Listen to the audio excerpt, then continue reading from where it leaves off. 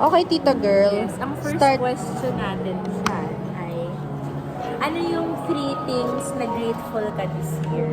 Wow. Grabe yung mga mapapawisdom na naman tayo Ang dito. akala ko Ito pa, tatanong. ito pa. Alam mo, akala ko tatanong yan. Lights on na lights on. Oo, mga ganun ba?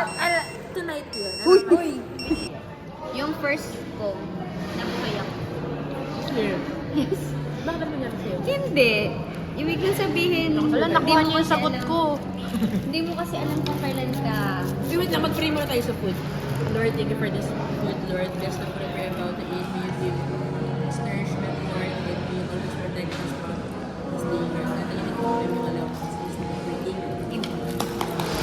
Yes, Let's eat. ikaganda po namin. Kakain na Meron natin. kong kita tayong chocolate. Ah, Yes. sabi. Okay. Yun nga. Kasi, grateful ako na binigyan pa ako ng chance. Kasi, na mag-wake up every morning. Di ba? Imagine, you have all the things in life, pero hindi ka na magigising. So, I'm grateful for that. And number 2, syempre, walang may sakit at saka may kadugtong no? May work. Tama. Di ba? Like, para may trick ka pa rin. Yes, yung number 3 ko, syempre, yung pumasa ng board! Thank you, Lord. By His grace and guidance. That's it. Pa naman, sister. Ako, number 1, yung challenges. Kasi, parang, siguro before po, pag titignan ko yung i-assess ko yung sarili ko before, pag inisip ko yung challenges, hindi naman ako nagiging grateful. Kasi syempre, pagsubok yun parang titignan natin siya Negatively. Pero ngayon parang nagkaibang perspective ako sa pag mga ganong pangyayari po. Parang nasa sayo rin pala talaga kung paano ka mag-handle ng situation. Parang kung may problema, kung kaya mo namang itawan na lang, diba? Kaysa sa i-absorb mo siya negatively.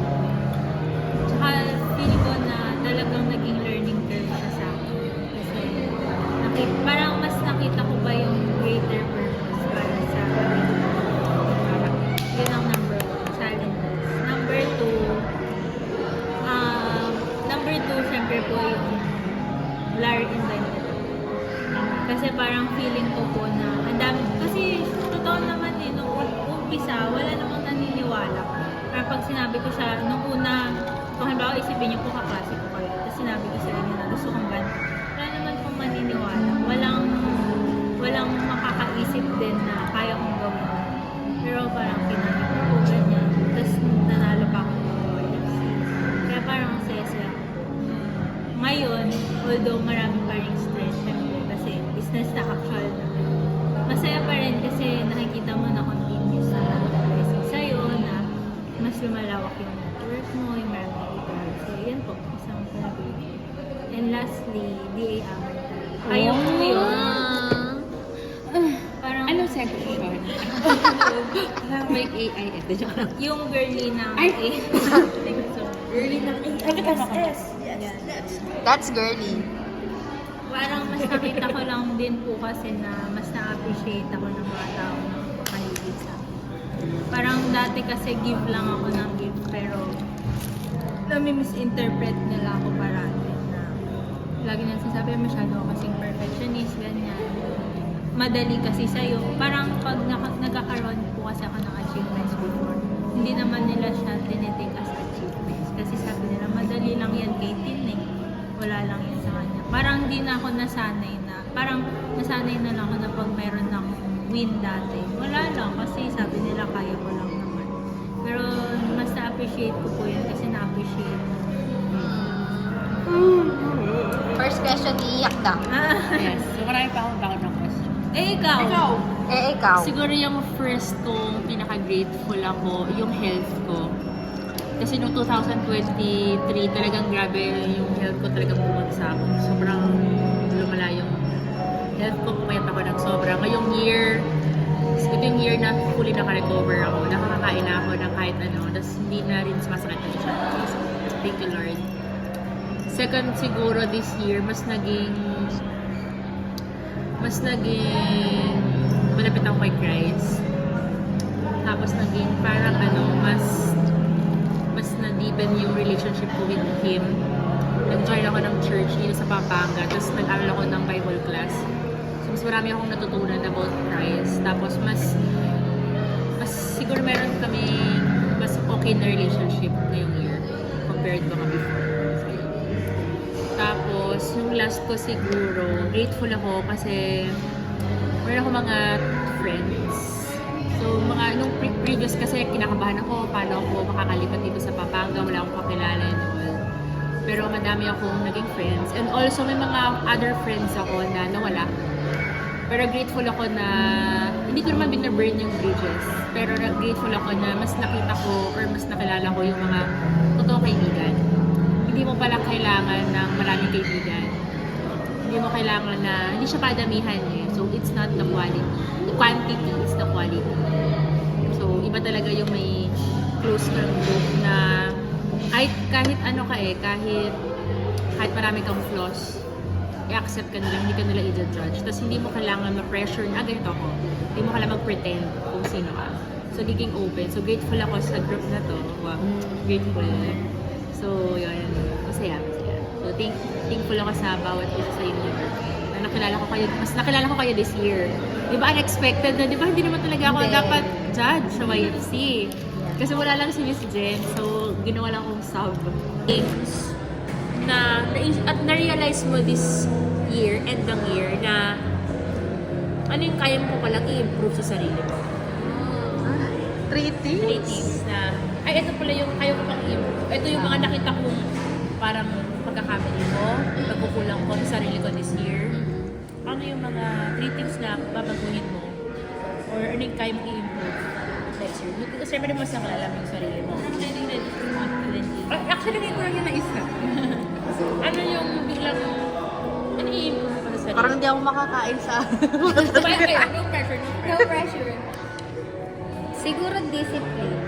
Hindi ito na-discover ko lang nang nagre-review ako. Hindi ko kayang mag-focus. Tapos parang wala akong disiplina sa sarili ko. As in, minsan you have all the time, pero hindi mo ginagawa. Pero kapag may disiplina ka, kaya pala. And it can be related sa work natin, di ba? Dati talaga kung saan ako pumupunta, ang likot ko. Ngayon parang focus ako, yung parang gano'n. Happy ako na at least hindi ko man siya perfectly 100% na discipline na ako. Pero I'm trying my best na talagang work ganun, parang gano'n. And then siguro yung patience. Sometimes yung mga tao sa paligid mo matitrigger ka. It's either good or bad. Pero ang pinaka-importante, naintindihan naman nila na dahil nga medyo maikli minsan yung pasensya mo, naintindihan naman ng mga nakapaligid sa'yo na medyo nakukulangan ka na ng pasensya kaya minsan medyo tumataas or hindi, wala ka na sa mood. Pero in-help ka nila na pahabain yung pasensya mo. Parang naintindihan naman nila sometimes, but syempre, as a person, dapat i-improve ko yun sa sarili ko, hindi lang sa sarili ko, pati rin sa mga ibang tao na nakasalubungan ko. Lalo na yung work natin, service, di ba? Dapat yung pasensya ko mahaba. So, yun talaga, kulang ako sa pasensya, pero I'm trying. I'm really trying na humaba pa. Tapos, ano pa ba? Pwede mamaya na lang isa. Sige, 2 muna, 2 para no pressure. Oo nga, 3 to 1 na lang, ate girl. Sige. Siguro yung siguro una yung hindi naman masamang magtanong. Ganun. By right mate. Hindi kasi ako, parang nasanay din ako na parang independent ka na parang ayaw mong humingi ng tanong. Ayaw mong humingi ng tulong kasi nga parang alam mo na yan, ganun sila nga. Parang paulit-ulit, bakit kailangan ko pang ituro yung ganun. Tapos, hindi po. Tapos yung isa, ano ba yung isa? Nakalimutan ko yung isa. Parang, hala, nawala ako. I'm so sorry. It's okay. Number 1, yun nga po kung paano ko mag-handle ng challenges. Kasi parang totoo lang po, may parang minsan dalawang personality din yan pag may dumadating na problem sa atin. Minsan hindi mo alam kung sumusobrang bait ka na ba o nagiging brutal ka na minsan. Pero na-realize ko po kung paano ako nag-handle ng challenges na yun. Hindi siya yung way na kung paano ko before. Kasi po, sabi ko nga sa inyo, bali po nung nag-start ng pandemic, doon nag-peak yung talagang clinically na depressed po ako. So, nagpipills po talaga din. Bali kasi, pero yun yung naging parang battle talaga sa mental ko before. Kasi may problem po ako sa ovaries. Tapos nag-antidepressant ako. Nagpipills ako. At the same time, nag-antidepressant ako. So, parang ang daming, parang naging dependent yung katawan ko sa mga, kasi naapektahan ko yung hormones. Parang bang inisip ko nga yung kung paano ko po hinandle ngayon na hindi ko in-expect na makakapagpatawad pala ako, na mailelet go ko pala. Sabi ko nga nun, kung babalikan ko yung past self ko nung nagna-national, sabi ko kay Ma'am Ice, hindi ko kaya. Sabi ko, hayaan niyo lang kasi parang hindi ko kaya. Wala yun. Kaya na-realize ko na mamove on na pala ako. So happy for you. Parang hindi na ako nagdudwell dun sa past. Kasi po parang feeling ko na talagang in-orchestrate ni Lord na may tanggalin siya para may mga something better na parang may mas malaking blessing siyang ibibigay sa akin na hindi ko lang siguro po nakita kaagad before. Pangalawa, siguro po yung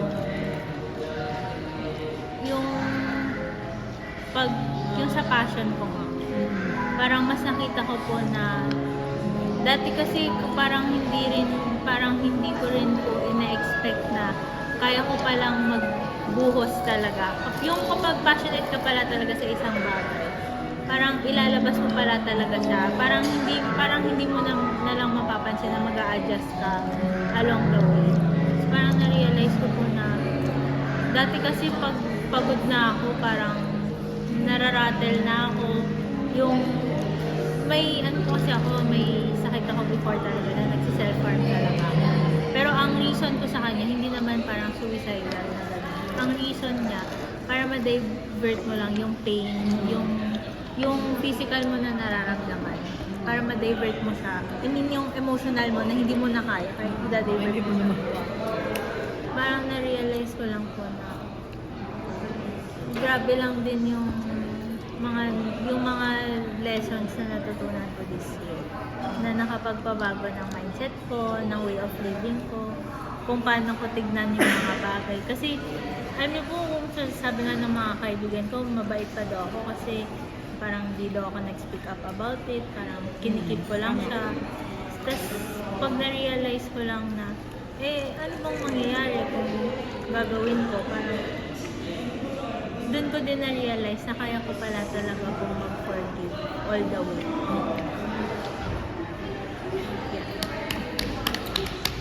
Ko this year na kaya kong i-improve next year. Okay lang rin palang magkamali. Kasi minsan, for example, meron akong goal this year, hindi ko siya na-achieve. So, yung iniisip ko, ka-failure kang tao. Sa sarili ko lang siya, failure ka, palpakan tao, girly, hindi mo siya na-achieve. Ang dami mong pagkakamali. Ang dami kong in-overthink. Yung mga bagay na wala namang kakwenta-kwenta. Kahit anong feelings ng ibang tao, kunyari may nasabi ako, iniisip ko pa kung anong nararamdaman niya. So, ganun. Na, huwag ka maging masyadong hard sa sarili. And, okay lang magkamali. Hindi mo kailangan i-please lahat ng tao. Kasi, this year and the past years, naging people pleaser ako. Na hindi ko, parang mas iniisip ko yung nararamdaman ng ibang tao over my feelings. So, ngayong year, wala na akong pakialam kung anong maramdaman niyo. Ito ako, kung ayaw mo, iti wag, umalis ka, parang gano'n. So, yung second ko siguro ay siguro yung kay Tinder, forgive. Hindi lang mag-forgive o more, doon may mga taong nang harm sa akin the past years. nagsalita ng bad about me, even yung close friend ko, ang dami ng mga sinabi about me, na hindi ko siya pinatawad. So, doon maraming tao na maraming umatak sa akin. Nakala ko totoo ko silang friend. Pero, dinuro naman nila ako. Niloko nila ako. Pero, okay lang. Hindi ko na siya i-entertain. Pero, this year, natutunan ko mag-forgive ng ibang tao. Natutunan ko rin, again, back sa first ko, forgiving sarili ko. So, mas through that, naging aware ako kung ano yung mga flaws ko, saan yung mga weak points ko. And through that, alam ko kung paano ulit ako babago. And I, thank you. Alam niyo guys, kasi is no tayo. So.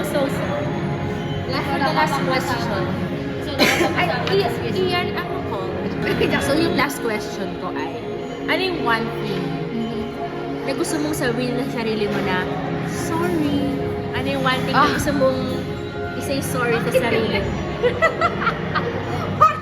Natana dyan. Ano yung one thing na gusto mong i-say sorry sa sarili mo? Sorry kasi nakinig ka sa ibang tao. Ay! Ay! Parang alam ko na yan. Kasi hindi mo pinaliwalaan yung pagsasama nyo. At ngayon ko lang na-realize na ang dami ko. Yun yung isa sa pinakamaling desisyon. Di ba? Kasi parang ang people pleaser ko din noon to the point na parang tinanggap ko yung opinion ng iba. Tapos leading to last year. Magto 2 years na. Ayun lang. Pero yung learnings naman is kaya ko palang mag-isa, masaya palang mag-isa. Parang ano ka lang. Pero in denial kasi ako na na hindi mo nami-miss ganun. Pero totoo. Ayun lang. Pero oo nga, this year din ako people pleaser. Hindi na rin ako, kung hindi ako pinapansin, hindi ko na rin Hindi naman sa workplace, place, kahit sa ibang mga kaibigan ko na hindi na namamansin ngayon. Yes.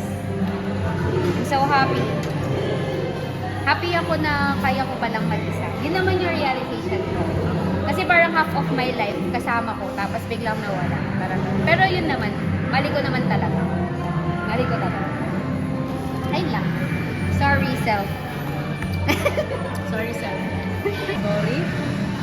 Sorry, self. Kasi masyado akong naging harsh sa sarili ko. Na lagi kong inuuna yung ibang tao kung ano yung iisipin nila. So, parang people pleaser din ako. Na kung saan sila masaya, dapat dun ko muna yung pan ko. Okay na kahit na hindi para sa akin, basta okay sila. Parang hindi ko inuuna talaga yung sarili ko kasi parang kasi kung doon sila komportable, ano bang magagawa ko naman? Ako kasi yung lagi parang okay lang, sige, okay na ako doon. Ganun lang.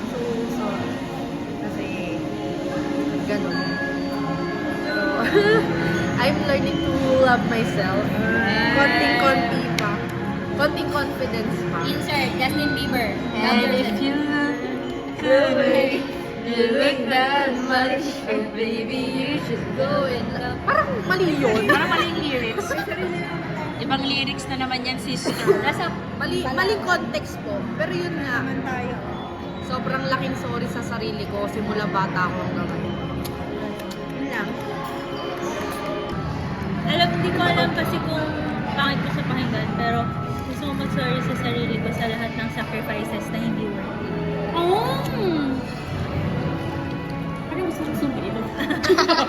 Hindi lang din naman po siya dun sa nangyari dun sa pero pag inisip ko kasi na-realize ko rin na may times na sobrang hardworking ako na hindi naman pala nababago yung kaya kong ibigay. Parang na-realize ko lang po na ang dami kong sinasacrifice para sa ibang tao. Parang ganun din, magpo-fall back lang naman lahat eh. Kasi aminin na rin po natin na lahat naman tayo or most of us naman talaga people pleaser at the end of the day. Mas importante pa rin kung anong iniisip ng ibang tao. Ganun tayo eh. Parang normal siya. Nature natin siya. pag inisip ko na ang daming reason, ang dami palang times na pwede naman pala akong mas unahin ko yung sarili ko compared sa mga sacrifices na hindi naman pala worth it. Kasi parang kung ilulok back ko po yung kahit man lang din yung sa mga nakapaligid sa akin na parang na-realize ko na ang okay, sobrang okay ng life nila after ng ganun. Pero parang hindi ko man lang, parang wala man lang ako narinig na yung pinag-usapan natin natin, yung thank you, ganun. Parang minsan gusto mo lang naman minsan na-acknowledge. So, yun. Siguro ako, yung gusto kong i-say sorry sa sarili ko ay palagi kong kino-compare yung sarili ko sa ibang mga tao. Even yung mga small things na bakit siya ganito? Bakit siya ganito? Tapos ako ganito lang ako. So, lagi siyang ganon. Kaya, isang reason kaya wala akong TikTok. Kasi minsan ako-compare ko yung sarili. Ba't siya ganito? Ang dami na niya nang-achieve. Ikaw ganun. Though hindi, for example, yung mga kakilala ko rin, hindi ko naman na, hindi ako malungkot sa success nila. Pero, treatin ko yung sarili ko na ang liit-liit ko. Parang, ang tanda ko na wala pa akong achievement. Ang tanda ko na wala pa akong anak. Ang dami na nilang nakuha, ang dami na nilang mga na-achieve, mga nagbili, na mga big purchases, pero ako wala. Pero I realized towards the end of this year na sabi nga sa Ecclesiastes chapter 3, in everything may season. So hindi ko man season muna magkaanak, hindi ko man season pa mabili yung mga gusto ko, hindi ko pa man ma-achieve yung mga dreams ko. Pero sabi nga ni Lord, in everything give thanks. Kung anong meron ka ngayon at kung ano yung wala ka pa ngayon, kailangan mo ipagpasalamat. So, thank you, Self, for surviving this year. And waiting is nothing. And waiting is nothing. Baby dust. Baby dust. So, tonight, Yun na pala. off the yun. record na, off the record. Tapos na, ate. Yay! Palakpakan nyo. Inumas. Sabi niya, cover your eyes And your ears, because you will hear nothing. Yay! Bigla ko lang niya naisip na yun. Yung nasakyan tayo. May mga conversation with you. I mean, nagkukwentuhan tayo ng mga medyo madamdamin, pero iba to Iba yung session natin. Kasi parang year end siya. Parang Yes. yung after ng lahat na na-accomplish natin. Parang feel ko, di ba kahit nga nung nasa Coffee Bay tayo, December naman na yun. Pero hindi natin magawang mag-closing remarks. Top 2. Ano yung top 2 na gusto mo i-achieve next year? Next year, self-growth. Healthier me. Kasi di ba, kung nasa akin na lahat, di ba? May trabaho ka, ang dami mong bagay na meron ka, pero hindi ka healthy, parang nonsense. So, ayoko lang maging learn it the hard way na parang magkakasakit muna ako bago ako maging healthy. So, yun yung gusto ko yan. Ako kasi next year, parang ang gusto ko maging disiplinado ako kasi hindi ko ma-achieve diyan na yan. Ang hirap, gusto ko rin maging healthy. Sobrang gusto kong kailangan kong maging maayos yung health ko din talaga. Pero hindi ko magawa-gawa sa Lord. Alam mo, para magawa mo, umpisahan mo. Yun nga. Kasalanan ko rin. Hindi next year now. Lakad tayo sa Planeta hanggang Later. sa ako. Tapos yung gusto kong ma-achieve yung hindi ako pala gastos. Agree with that. Agree Sana with that. maging financially disiplinado. Yes. Pagiging disiplinado talaga. I'm sorry, self. Ulit. Wait lang. Dami kong nagastos na hindi ba? Yes. Me, healthy relationships. Tsaka, yung relationships talaga yung sa friends. Kasi po, alam ko naman na lagi ko nang sinasabi, pero hindi ko lang din alam kung naniniwala ba kayo. Pero kayo lang po talaga yung circle. As in, Where's the ring? Yung ring natin. Kanina nasabi ko, closing ko na alala. tapos, yun, healthy relationships. Yung, tsaka yung next goal ko talaga, career goal. Career goal. Yes! Boyfriend goal pala. Boyfriend goal. medyo hindi man siya, medyo materialistic man yung dating niya. Pero meron akong mga bagay na gustong i-achieve para lang masatisfy ko naman yung sarili ko. Kasi po alam ko na for several years, sinasatisfy ko lang po yung gusto ng ibang tao para sa akin.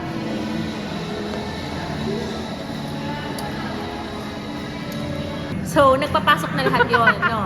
Nako-cover na niya lahat. Next talaga, next year, gusto ko na magkaanak. So, mga ninang kayo, pag ako... Sige, meron na. Kahit di mo sabihin. Oo, gusto ko yan. So, Kahit next year. hindi mo sabihin, kami na ang mag-self-declaration na Yes, kami yes, ninang kami. yes.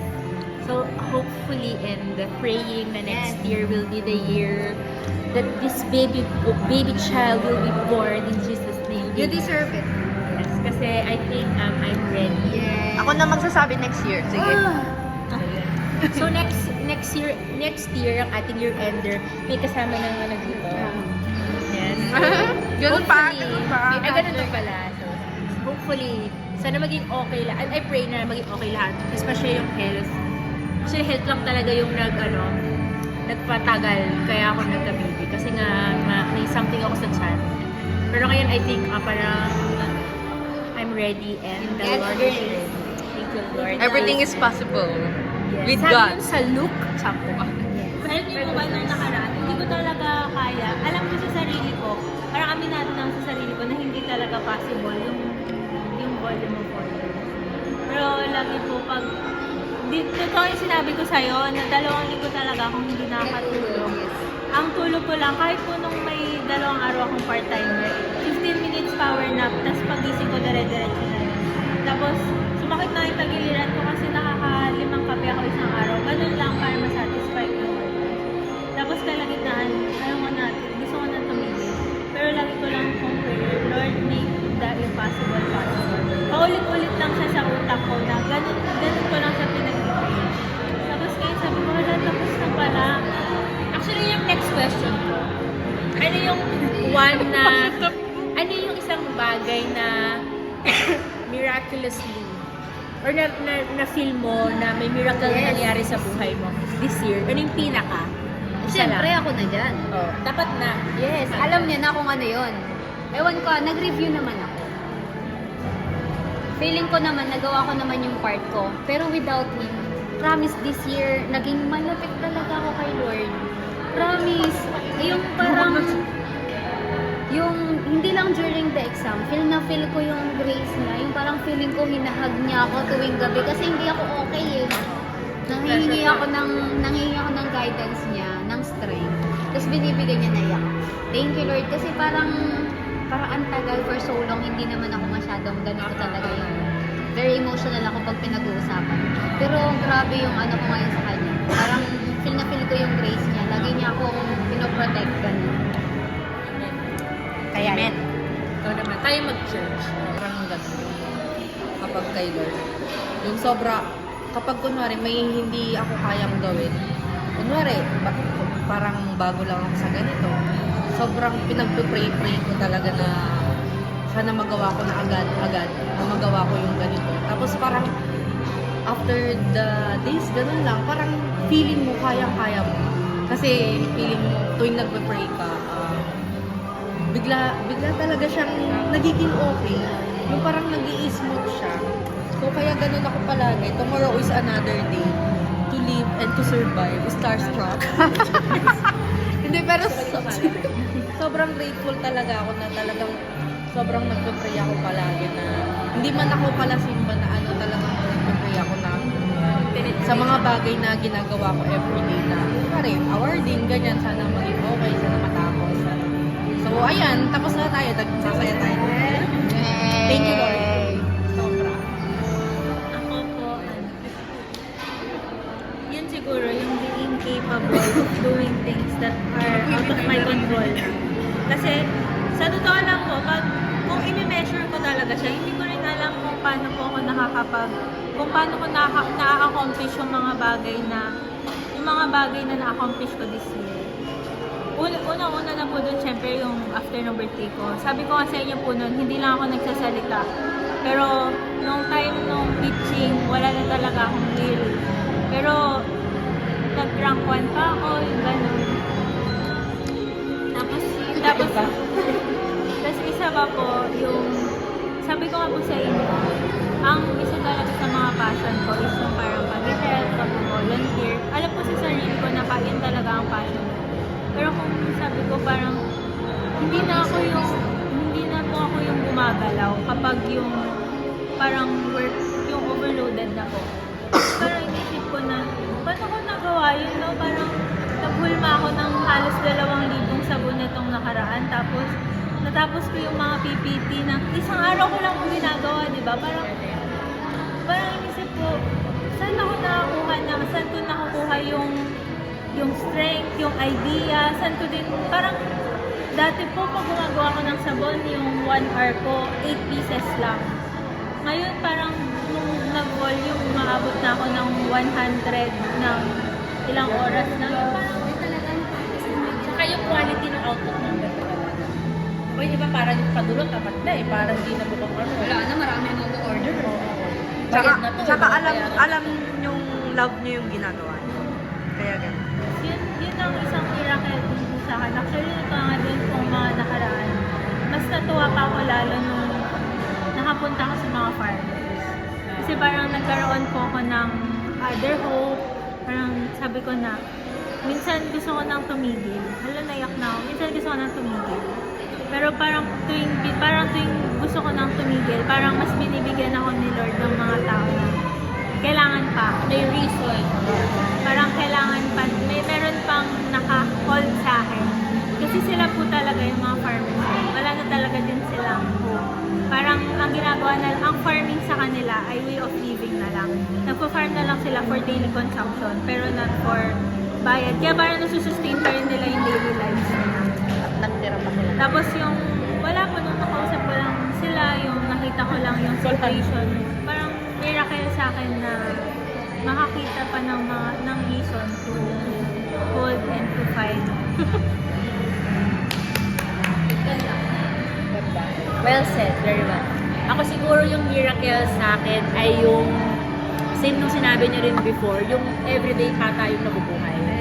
Kasi ang dami talagang nagkakasakit ngayon. Magugulat na lang ako minsan nagigising ako ng madaling araw. Minsan hindi ako makatulog. So check ko yung Facebook. Namatay na si ganito. Ako tayo na agad. Daming Ay, ang namatay may sakit sa na si amin ganito. Tapos, may cancer, may ganito, may sakit ng ganito. Tapos nabangka.